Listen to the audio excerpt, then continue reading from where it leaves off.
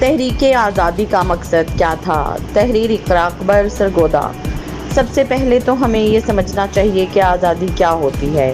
ہمارے ہاں تو آزادی کا یہی مطلب سمجھا جاتا ہے کہ ایسی جگہ جہاں پر ہم ہر کام اپنی مرضی سے کر سکیں، کوئی ہمیں روک ٹوک نہ کرنے والا ہو، جو جی چاہے ہم کریں۔ اور پھر ہماری تحریک آزادی کا مقصد بھی تو یہی تھا، اسی لیے تو ہمارے بڑوں نے اپنی جانوں کی قربانی دے کر ہمارے لیے وطن عزیز پاکستان حاصل کیا کہ ہم یہاں آزادی سے رہیں۔ ہمارے آباء و اجداد کا یہ تحریک چلانے کا مقصد بھی یہی تھا کہ ہم اپنے مذہب کے مطابق زندگی گزار سکیں، اپنی مرضی کے کاروبار کریں اور آزادی کے ساتھ مل جل کر رہیں۔ لیکن پتہ ہے کیا، ہم نے تو آزادی حاصل کر لی، مگر ہم اپنی مرضی سے عبادت تو کر سکتے ہیں، تعلیم حاصل کریں اور اپنی مرضی سے ہر وہ کام کریں جسے کرنے کا ہمارا دل چاہتا ہے۔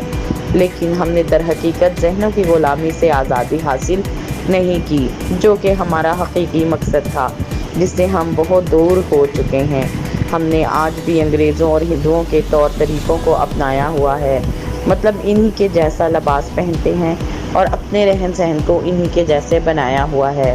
ہم آزاد ہوتے ہوئے بھی انگریزوں کی غلامی میں اس قدر گم ہو گئے ہیں کہ اپنے دین اسلام کے کام کرنے میں سست روی کا مظاہرہ کرتے ہیں، جو کہ سراسر ہماری آزادی حاصل کرنے کا مقصد نہیں تھا اور نہ کبھی ہوگا۔ ہمیں اس ذہنی غلامی سے نکلنا ہوگا اور اپنے آباء و اجداد کی دی گئی قربانیوں کو رائیگاں نہیں جانے دینا ہوگا۔